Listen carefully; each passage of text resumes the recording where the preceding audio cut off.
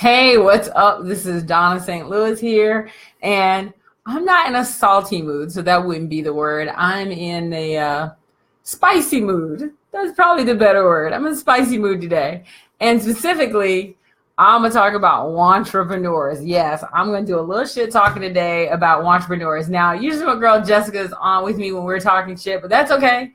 I could do this by myself because I got a lot to say when it comes to wantrepreneurs. So wantrepreneurs they're not entrepreneurs yet. They're people who will sit and they'll talk to you about being an entrepreneur, and they've wanted to be an entrepreneur forever.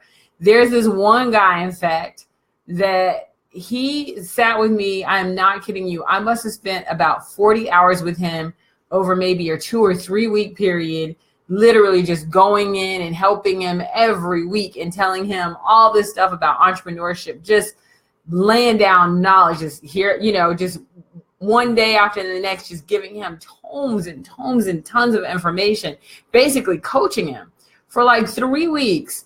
And in exchange, what did he do? He bought me coffee. And let me tell you, that was probably about, I don't know, maybe 6, 7 years ago. And still to this day, this dude is doing the exact same thing he was doing 6 or 7 years ago. Right? He's a wantrepreneur. He wasted my damn time. So that's one of the reasons why when people come into the Biz on Fire Academy, one of the reasons that we make them do an application process, because quite honestly, it is not about the money. People always tell me I should charge so much more money. It's not about the money. Yes, you need to have skin in the game for real. But we go through an application process because we actually want to know that at the end of the day, you're going to do the work. So anyway, I love this. So my boy, Robert Bradford, who I love, Robert said that wantrepreneurs, this is how you can tell if you're a wantrepreneur. This is how you can tell. You're a wantrepreneur if you come up with an encyclopedia of reasons why nothing will work. It does not matter how many times other people have done it, how many times people have sat down and looked at your problem, gone through it step by step with you. It is not going to work. Not because the idea won't work, but because you're a wantrepreneur. Another way to know that you're a wantrepreneur is that you try starting a business without realizing that indirect competition matters as much as your direct competition. Ain't that the truth? And you don't even recognize that you have competition because you think you're so different. And if you do have competition, you leave them as competition and don't even try to figure out how to make them freaking partners. So that's number 2. Here's a big number 3. Oh my God. And this is probably my favorite. My boy, Sean McBride, put this one up here. Sean, thank you so much.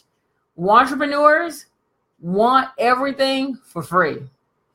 That's how you know you're a wantrepreneur. If you're a wantrepreneur, if every time you look at something, you want it for free, that's how you know you're a wantrepreneur. So if you're a wantrepreneur, if every time you roll up, you're like, is it free? If it's free, you're in. That's how you know you're a wantrepreneur and not an entrepreneur. Another way, and yes, that means you don't invest in your business. By the way, that was the number 1. Like most people, like they're a wantrepreneur because they won't put skin in the game. They won't invest in themselves. They're always looking for free. They're always asking for a handout. They don't believe in themselves, but they won't do anything. They're a wantrepreneur.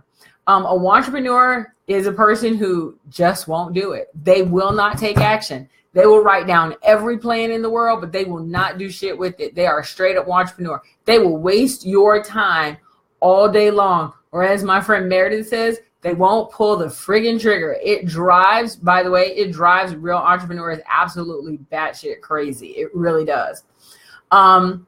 Another way to know that you're a wantrepreneur, by the way, is that you have an idea and you start with marketing. Wantrepreneurs do it all the time. I'm going to start with marketing. You have not done jack to make sure that your idea is valid. You haven't looked at your target market. You haven't checked out your delivery options, not only how you want it delivered, but how your target market wants it delivered. You haven't come up with a proper marketing plan at all. You just winging it. You just hitting social media periodically, hoping somebody will buy. You working on that hope and pray strategy. Like you have no plan in place. And when you do have and what you do is you go, I got an idea. I'm going to start marketing it. No, that's not marketing. That's not marketing, by the way. Just because you have an idea and you start marketing it, that's not marketing. That is actually just throwing up a survey. That's what that is. So you're not willing to research, right? The other one that somebody put, victim mentality. That goes along with their excuses. They got 1,000 reasons why something will not work. They whine. They whine about not making sales. They whine about not having customers. They whine about having to make a sale. They whine about having to make a cold call. And the other way you know you're an entrepreneur if you are afraid of no. Because entrepreneurs are told no all the time, probably about 10 times a day.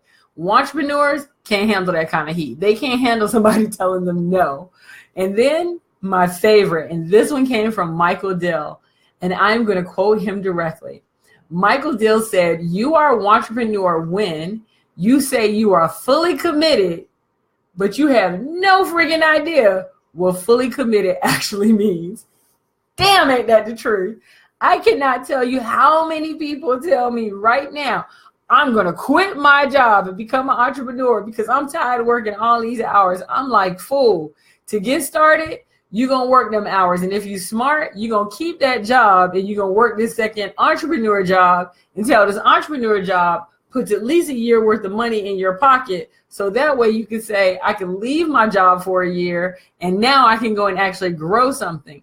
No, you should not leave your job and be an entrepreneur unless you got money put away. Because you know what?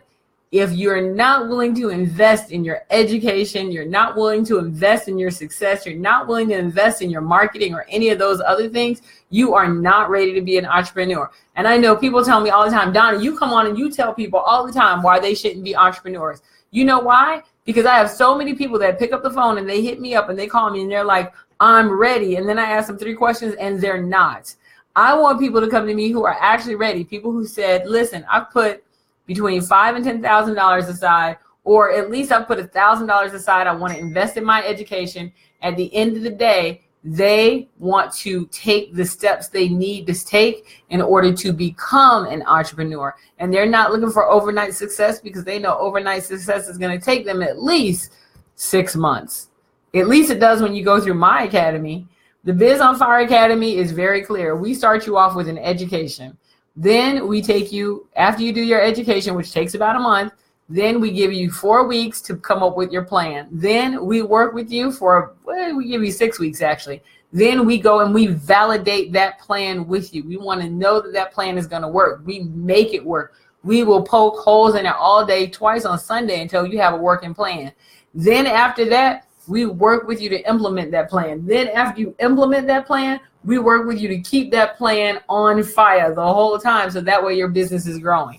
That's how we take people from having an idea to actually being in business in 6 months. That is not overnight, and that is not free. It does mean that you have to make an investment. That is the difference between an entrepreneur and a wantrepreneur. A wantrepreneur recognizes, damn, I'm going to have to make an investment if I want to be successful. But let me tell you, I got people that come through the academy. They're like, it was the best $8,000 they ever spent in their life because you know what? They made 10 times their investment within the first 6 months. And they were happy with that. They were excited with that. And it at least got them going. I'm not one of those people going to lie to you. You're going to make $500,000 in the first year. Bullshit. You're probably going to make $100, $150, maybe $200,000.